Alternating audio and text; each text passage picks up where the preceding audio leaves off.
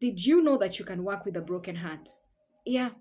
I just watched a video that has triggered me doing this video of a lady who was dancing next to her mother, who also happens to be her sister. And I was like, this sounds familiar. I've seen this before, especially in the US. This happens. So this is the case scenario. A father gives birth to a daughter, and then he has sex with the same daughter, and then they give birth to another child. So you find that this is her mother, but also is her sister because they share a father. So in this case, the man gave birth to the daughter. I mean, they bore the daughter, and then he slept with the daughter again at 16, and the daughter bore a daughter. And at 16, this woman went to rehab. She went to rehab because this thing messed her up. And one thing rape offenders, rape perpetrators don't know is that you could possibly break someone for the rest of her life. So I'm looking at a woman who's 65 years old. She's still in rehab. She got in rehab when she was 16. Many, many years later, she's still in rehab. Her daughter is now a grandmother. So this daughter of hers went to celebrate, help her to celebrate her birthday, was trying to dance next to her, but she's still off. She's still mentally absent. And then there's a sign she did on the screen, like when they were trying to record themselves, each other dancing, and then she did a sign.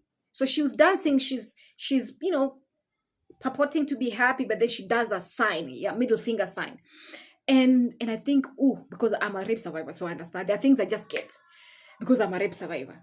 So I saw that and I saw hypersexuality. Now, people who have been raped before, and men too, they get sodomized and stuff. I don't know about how they react, but I know as women, you can be totally closed, or you can be hypersexual. So sometimes when you see a kid who's very hypersexual, check them. Most likely it's related to rape or being touched inappropriately, something of that sort. So when I saw that hand and she's purporting to be happy, she's not happy, she's broken. And this hypersexuality is a sign of brokenness, is a sign of being touched inappropriately. Now, I have also seen a video of another such set of a mother and a daughter who share a father. Still in the US. So this I think happens a lot. In Africa, I think it doesn't, or maybe it's not talked about. Maybe it happens, it's just not talked about, or it doesn't quite happen a lot because we're very big on chira and sacrilege and whatever. So I saw another such set still in the US of a mother and a daughter, and the way they were dressed. The daughter was slightly in her in her 30s, mid 30s. The mother was definitely older, but the way they were dressed, they were looking like teenagers. So you can see a sense of hopeless. Yani, they're just living. And the whole time they were doing this video, they're all junkies. They're all drug addicts. In fact, the mother has no teeth. She's like a junkie kabisa. And she's dressed like a teenager. Like she's still trapped in time. Where this incidents happened, where this incident happened is where she's still stuck at.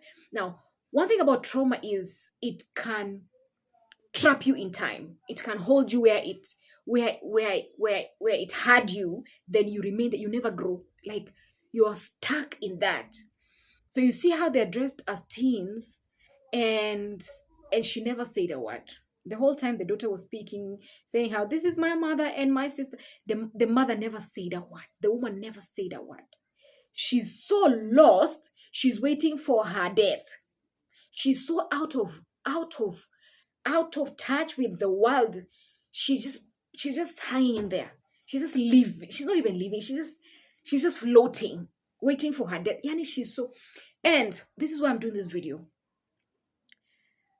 Many people, because also men get raped, right? Men get sodomized and stuff like that.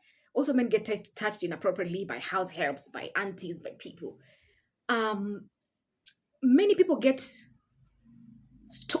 many people's destinies get stolen or hijacked in a moment, and they remain in isolation for the rest of their lives. What I mean is this: because of what one man did to you, one man raped you once.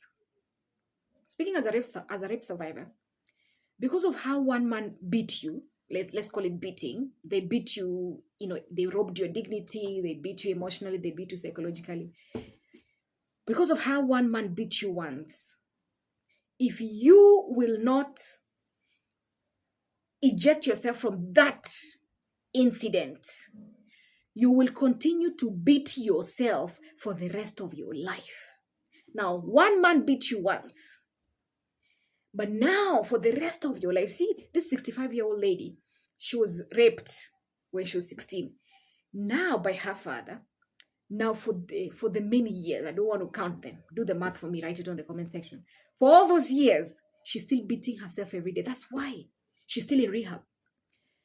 And I'm not speaking here because you don't understand. Easier said than done, blah, blah, blah, all those good quotes.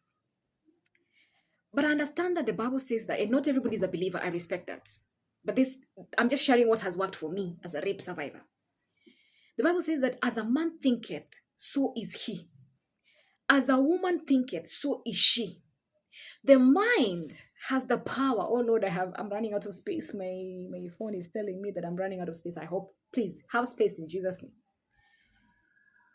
The mind has an ability, has a divine ability to give you what you want, what you ask for.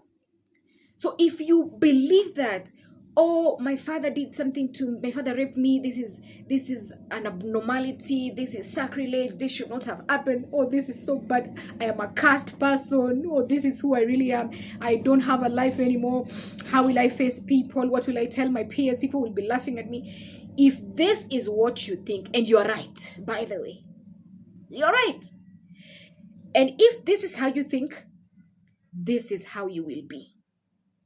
On the flip side, if you say, yes, it's true, my father raped me, a stranger raped me, somebody did this to me, somebody touched me inappropriately, somebody sodomized me, but I will not let this become my identity. I will not allow an incident to become my identity. So yes, it happened, but it will end there. It happened on January 4th, 1994. It will end on January 4th, 1994. I'm going to do what it takes to become what God created me to be, regardless. Regardless of that incident, I will still work to become that which God had set before me. Because the Bible says that before you were formed in your mother's womb, I knew you had a destiny set for you. There was a path carved out for me before my father came into play. My father is even a spectator. Even before I was put in my mother's womb, God says he knew me and he had a plan with me. That means my father is even a spectator. He's coming late. So you should never allow him, a spectator, to come and tamper with the divine plan that was there from the word go. So you can choose to put in the work. If this is how you think, then this is how you become.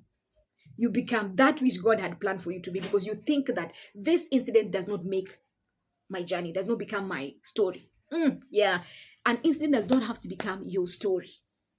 It is not where it happened, should not be where it ends. You can still proceed.